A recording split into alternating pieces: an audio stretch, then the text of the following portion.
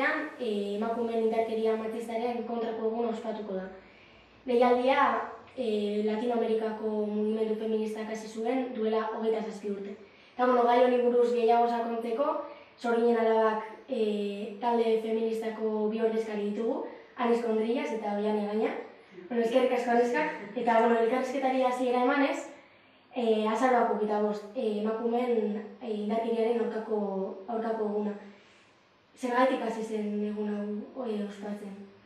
Egun hau ospatzen hasten da Republika Dominikar Irlan, egon zela diktadura bat, Trujillo zen diktadura horren burua, eta berari aurre egin zioten Miraba Larreba, eta 1970 urtean bere diktadurak Larreba horiek eragin zituen. Eta horren arira sortu zen desadostasun sozial bat, eta hasi ziren horren kontra jotzen mundu osoan, eta horregatik ospatzen da azaroako 25 eguna.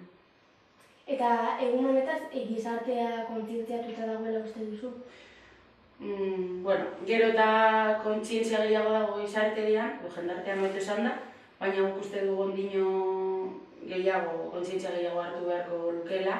Eta bai uste dugu kasu bat gertuko norbaiteri edo herrian gertatzen denean edo gertu sentitzen duzunean edo dutenean edo dugunean gehiago kontzientziatzen garela.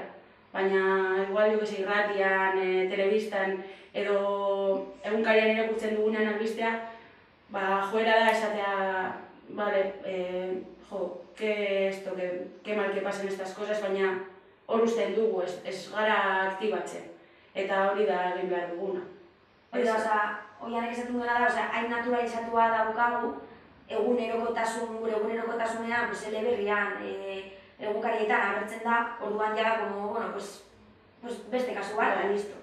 Eta esan dugunaren, kontzientzaren inguruan, adibidez pasen urteko martxoaren 8ko egunean, partaidetzak indar handia izan zuen, eta gu uste dugu, ea urte honetan eta datozen urteetan, jendea, bintzat jende gaztea, hasiko da pizka bat kontzientziatzen edo. Gaitik egiteko jarraitu da kontzientzia gaztintzen. Hori da. Aurten indarkeria matxistak 7 emakume erail ditu Euskal Herrian, eta estatu mailan aldiz 53. Guztira 2003 urtetik 971 izan dira emakume erailuak. Zuen ustez, zer esango zeniekete violentzia matxista sufritzen duen emakume guzti hori?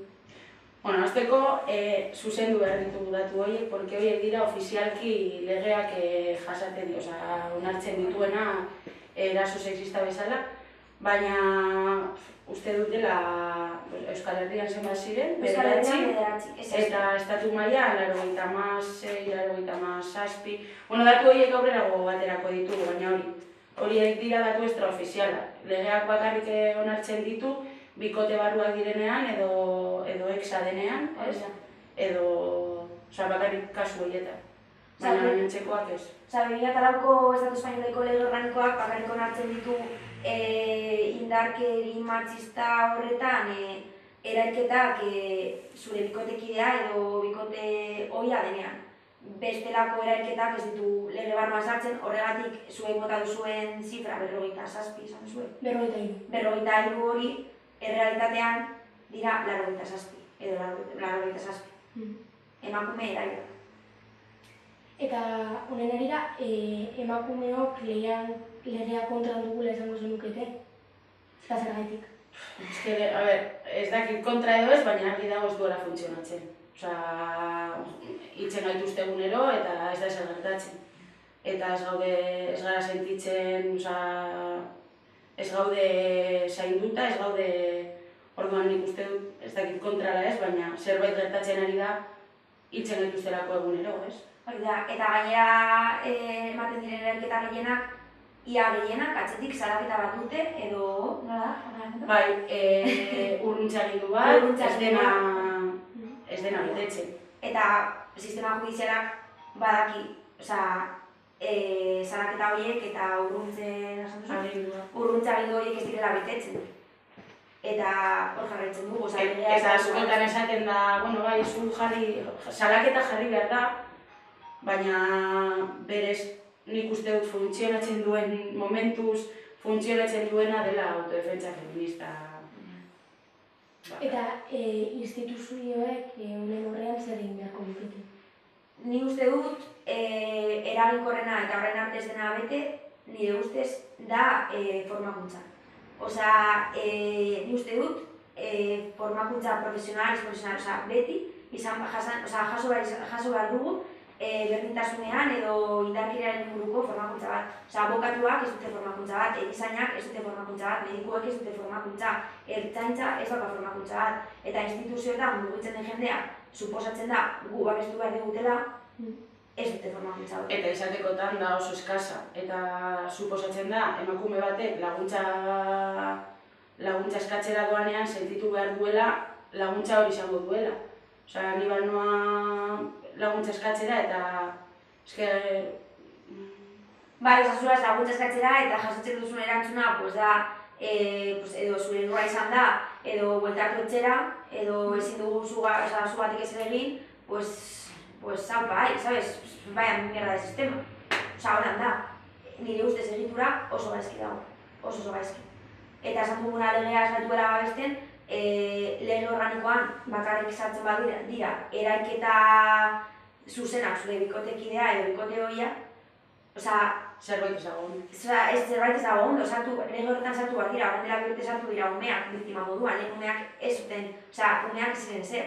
Erailtzen zuten ume horien ama, eta umeak ez zeukaten babesik, ez zeuden lege barruan, eta gaur egun behintzat aurrerapen edo hori da. Baina lege barruan sartu bat dira, adibidez prostituzioan ematen diren erailketak, bikoteetatik kanpo ematen diren erailketak. Lanean, beste familia barruan, hainbat esparrutan. Osea, azkenean, erailketaren erdigunea da emakumea zarelako. Eta hor dago gakoa. Osea, emakumea zaren dinean, erailketa bat jaso duzu. Eta ez bakarrik zure bikotekidea, ez da zuik izan, ezin da bakarrik zure bikotekidea izan. Hori sartu behar da lege barruan. Eta horren artean, utxune horiek, pairatzen ditugu. Amaitzeko, azaroak 25 begira, zer antolatuko duzuen? Instituzioek deitu eta badago kontzentra bat ordu batetan astilleroan, eta gu kontzentra horretara atxikituko gara, baina Euskal Herriko mugimendu feministaren leloan eta diskurtsoaren baitan. Gu atxikituko gara, baina beste lelo baten baitan. Hori da. Eta zer gehitu nahiko zenukete? Lehen esan dugun bezala erailketa datuen harira, nahi duguna da jendeak kontzientzia hartu desan edo kontuan hartu desan, agertzen diren datuak eta bilatzen, zu baldin basoaz datu horiek bilatzera agertuko zaizkizu ofizialak, baina kontuan hartu behar dugu extraofizialak bikoitza edo hirukoitza direla, eta horretaz aparte salatzen ez direnak. Hori eskeda alde handia dago bat eta bestean artean. Hori markatu nahi genuen nahiko genuke kontuan hartzeko, ez? Bai, hori da, azkenean gizarteak medioetan jasotzen du informazio hori, eta azkeneak medioak ematen diguten informazio hori se basa en datu ofizialak. Baina hortik haratago daude datu gehiago ez dituguna jasotzen, eta hor dago desfase bat zifren artean, eta 53tik 87ra dago kriston aldera. Esan behar dugu bat asko dela, baina kontuan hartu behar dugu bat asko bada, zenbat dauden eta nola trukatzen diren datu. Baiz jendea kontzientziatzea eta dagoenea teleberria ikusten, behintzat esatea esto no vuelve. Pizka bat kuestionatzea jasotzen duen informazio hori. Eta bilatzea, beste adibidez, dago interneten web orrialde bat dela feminicidios.net, eta hor agertzen dira egon diren erailketa, eraso, datuak, adina, zer gertatu den, hor daude datu guztiak. Eta hori. Eskerrik asko gaurkoan gurean egoteagatik. Eta, gora esan zuen, azaroak 25ean, erratzen ez banaiz, astilleron kontzentra bat egongo dela ordu batetan. Hori. Eskerrik asko. Zuei.